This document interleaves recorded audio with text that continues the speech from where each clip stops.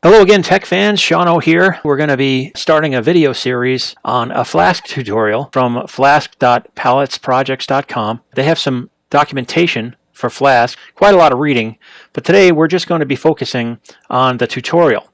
The topics that we're going to be covering include project layout, application setup, define and access the database, blueprints and views, templates, static files, blog blueprint, make the project installable, test coverage, deploy to production, keep developing. The idea is that reading this aloud makes it easier to play back and listen to when we're not at a computer, and hopefully that will get us thinking Flask when we need to.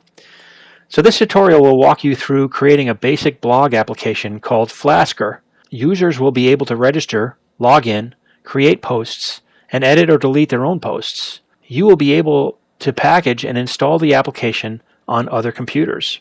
So there's an image of the Flask app that we're going to be building, and it has a Flaskr header, it has a posts page with a new link, an edit link.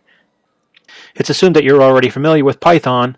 The official tutorial in the Python docs is a great way to learn or review first. While it's designed to give a good starting point, the tutorial doesn't cover all of Flask's features.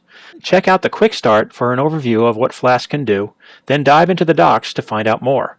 The tutorial only uses what's provided by Flask and Python. In another project, you might decide to use extensions or other libraries to make some tasks simpler. And then there's another image of the Flaskr app. This is the login page with a username field, a password field, and a login button. Flask is flexible. It doesn't require you to use any particular project or code layout. However, when first starting, it's helpful to use a more structured approach. This means that the tutorial will require a bit of boilerplate up front, but it's done to avoid many common pitfalls that new developers encounter. And it creates a project that's easy to expand on. Once you become more comfortable with Flask, you can step out of this structure and take advantage of Flask's flexibility. And there's another image of the app, and this one is an edit window. The tutorial project is available as an example in the Flask repository if you want to compare your project with the final product as you follow the tutorial. Here's the GitHub link to that Flask app. So that takes care of the intro to the tutorial, and now we'll move on to the project layout. This is the first chapter in the series. The project layout. Create a project directory. So you're going to do a make dir flask-tutorial, and then you're going to cd into the flask-tutorial. Then follow the installation instructions to set up a Python virtual environment and install Flask for your project.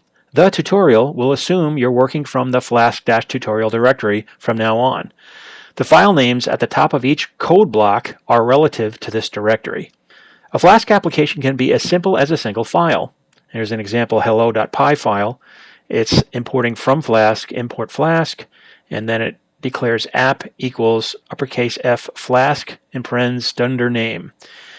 Then there's an @ sign, which is a decorator, at app.route, and in parens quote slash.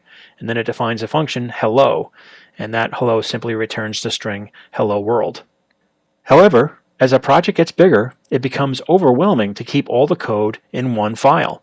Python projects use packages to organize code into multiple modules that can be imported where needed, and the tutorial will do this as well.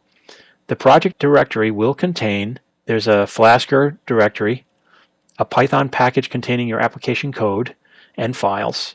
That's the Flaskr directory. Next item is a tests directory, a directory containing test modules. Then there's a .ven directory, a Python virtual environment where Flask and other dependencies are installed. There are installation files telling Python how to install your project.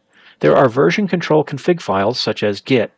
You should make a habit of using some type of version control for all your projects, no matter the size, and then any other project files you might add in the future. By the end, your project layout will look like this, and there's a tree structure here. The initial folder is the Flask-tutorial folder, and then inside that is a Flaskr folder. Inside the Flaskr folder is a dunder-init.py file, a db.py file, a schema.sql file, author.py file, blog.py file, templates directory. Inside templates is a base.html file, And then there's an auth directory, which contains a login.html and a register.html. Going back into the templates directory, there's another blog directory that contains a create.html file, an index.html file, and an update.html file. Back up in the Flaskr directory, there's a static directory, and inside that there's a style.css file. Back in the Flaskr directory, there's a tests directory with 6 test files. Back in the Flaskr directory, there's a .vend directory. Right now it's empty. There's a pyproject.toml file and a manifest.in file. So that takes care of the project layout. If you're using version control, the following files that are generated while running your project should be ignored. There may be other files based on the editor you use. In general, ignore files that you didn't write. For example, with Git, there's a .gitignore file, and that's the end of the project layout. So we're going to end this here and start the next video, which is the application setup chapter.